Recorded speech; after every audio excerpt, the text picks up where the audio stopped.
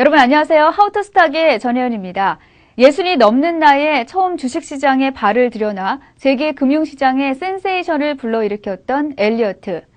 주식 투자를 하는 사람들이라면 누구나 한 번쯤 들어봤을 익숙한 인물일 텐데요.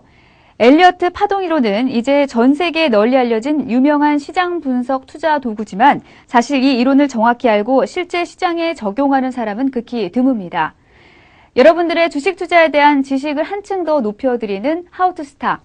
오늘은 엘리어트 파동에서 각 파동은 어떤 특징을 지니는지 자세히 알아보도록 하겠습니다.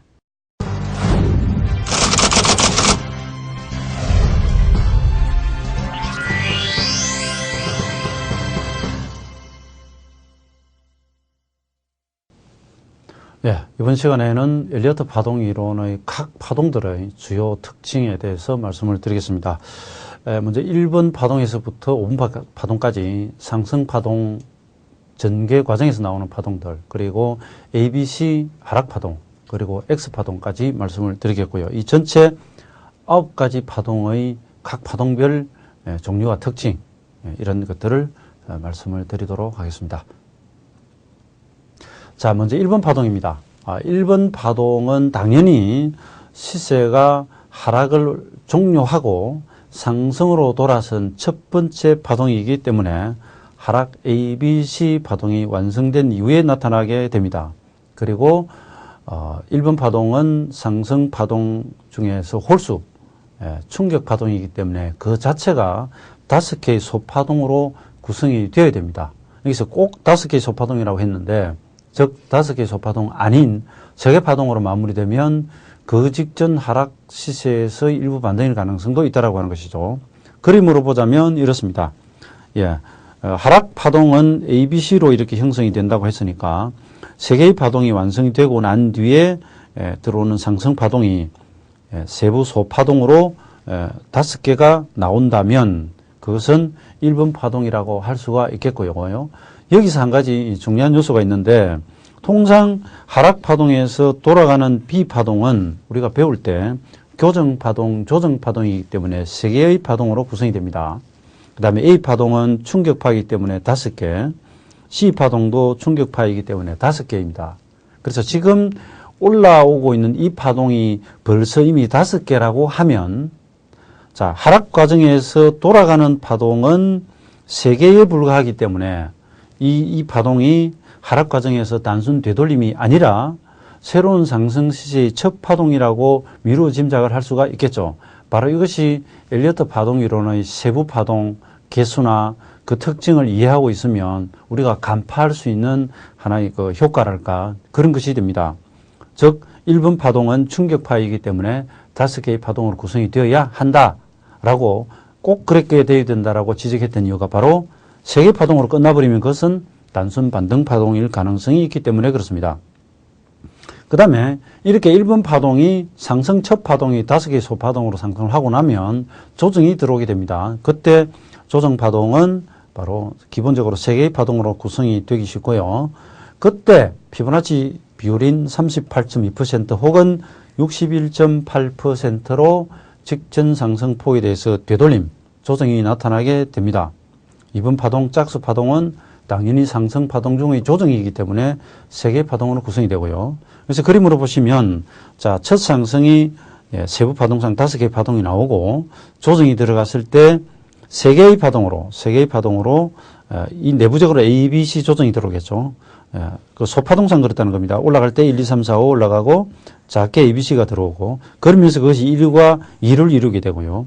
이때 조정이 들어갔다라고 하는 것을 우리가 느낀다면 과연 이번 조정이 얼마나 진행이 될까? 그것은 바로 피보나치 수율인 직전 상승에 대한 38.2%나 직전 상승에 대한 61.8% 정도 조정을 받기 쉽다라고 하는 것입니다. 그래서 이것은 반드시 그렇다는 것은 아니고요. 통계적으로 그렇게 나타난다, 이렇게 말씀을 드리겠고요. 그 다음에 이렇게 또 이번 조정 파동이 끝나고 나면 다시 정말 강력한 상승 파동인 3번 파동이 전개가 되게 되어 있습니다. 대부분의 경우 3번 파동이 전체 상승 과정에서 가장 긴 파동이 될 가능성이 크고요. 그래서 이 3번 파동은 바닥에서 처음 돌아서던 1번 파동 상승 폭에 대해서 1.618배 정도 형성이 되기 쉽다. 이렇게 이야기가 됩니다. 그리고 3번 파동은 대부분의 경우 상승 3개의 파동 중에서 1번과 3번, 5번 중에서 가장 큰 충격 파동이 되고 이때는 시세가 우량주 위주로 해서 본격적으로 나타나는 시기이기 때문에 거래량도 많이 늘게 됩니다. 그리고 3번 파동이 굉장히 강한 파동이기 때문에 이 내부적으로 또 아주 그럴듯한 5개의 소파동이 잘 구성되는 것이 또 특징이라 이렇게 말씀을 드릴 수가 있겠습니다. 자, 그것을 그림으로 보시면 이렇습니다. 바로 첫 상승 파동 1번에 대해서 그 폭의 1.618배 정도 올라가기 쉽고요. 그 내부적으로 다시 이렇게 5개의 파동으로 구성이 되고 있습니다. 이 종목에서도 보시면 첫 상승 파동은 세부적으로 아주 5파동 이렇게 나오진 않았지만 그 뒤에 나오는 3번 파동은 아주 깔끔하게 이렇게 5개의 파동으로 정확히 진행되는 것을 볼 수가 있습니다. 자, 그 다음은 4번 파동이 되었습니다. 그래서 3번 파동까지 강한 상승이 주어지고 난 다음에 마지막 상승 5번을 앞두고 4번 조정이 들어가게 됩니다. 그래서 이 4번 파동은 통상 또 직전 3번 파동의 38.2% 정도 조정을 받거나 혹은 3번 파동 안에서 작은 소파동 그 4번 정도까지 내려가는 경우가 있다라고 하는 이야기고요. 그 다음에 파동 변화의 법칙이라고 했는데 자, 상승 과정에서 2번과 현재 4번은 그 조정의 형태가 지그재그냐 플랫이냐 삼각 조정이냐 하는 이런 부분에서 똑같이 2번이 지그재그였는데 4번도 또 지그재그 파동이 나온다든지 그런 것이 아니라 2번과 4번은 서로 교대로 변화해서 나타나는 경우가 많다라고 하는 이야기죠. 자, 여기서 4번 파동의 형태를 보면 자, 말씀드리기를 4번은 3번 전체에 대해서 38.2% 조정을 받기 쉽다고 했고요. 또 그 3번 파동 내에서의 바로 소파동 4번 정도까지 빠지는 경우가 많다라고 했습니다. 그래서 이것을 알고 있다면 자, 1번 상승 이후 눌림 조정이 들어오고 3번까지 상승한 이후에 이렇게 4번 조정이 들어왔을 때 그것이 바로 이러한 가격 목표치를 달성하고 돌아선다면 이제 전체 상승에서 남은 마지막 5번 파동을 기대하고 매수를 할 수 있다. 이렇게 우리가 설명이 가능하겠습니다. 자, 그 다음에 상승 추세, 상승 파동의 마지막 파동, 5번 파동입니다.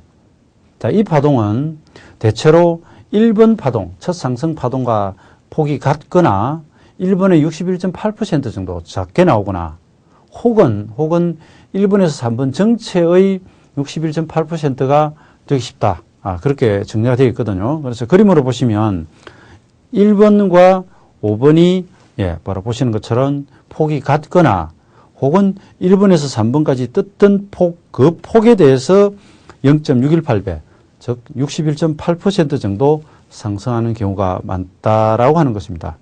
또 혹은 1번이 거치고 난 뒤 이제 3번 상승이 나왔을 때 이 파동이 연장이 되면 들어 5번 파동은 3번 파동보다 아래에 위치하는 미달형이 나올 수도 있습니다만 우선은 이렇게 5번은 1번과 같거나 5번은 1에서 3의 0.618배가 나오고 싶다. 이렇게 외워두시면 되지 않을까 싶습니다. 그 다음에 5번 파동에 나타나는 삼각 쐐기형에 대해서 설명을 드리겠는데요. 5번 파동이 5개 소파동 그리고 쐐기형으로 나오는 경우가 있다. 그래서 쐐기형이라고 하는 것은 바로 이렇게 생긴 것 자체가 위로 갈수록 축소되기 때문에 이렇게 이제 쐐기형으로 말씀을 드리겠고요. 이렇게 쐐기형이 형성되고 난 뒤에 이탈이 나오면은 크게 빠지는데 이것은 비단 엘리어트 파동 이론뿐만 아니라 일반 패턴에서도 종종 거론되는 형태입니다. 근데 여기서 우리가 파동 이론의 공식, 논리를 따르지 않더라도 시세가 상승하는 과정에서 쐐기가 된다라고 하는 것은 갈수록 상승폭이 좁혀집니다. 물론 하락도 그 폭은 크지는 않지만 마치 자연법칙에서처럼 공중으로 쏘아올린 어떤 물체가 점점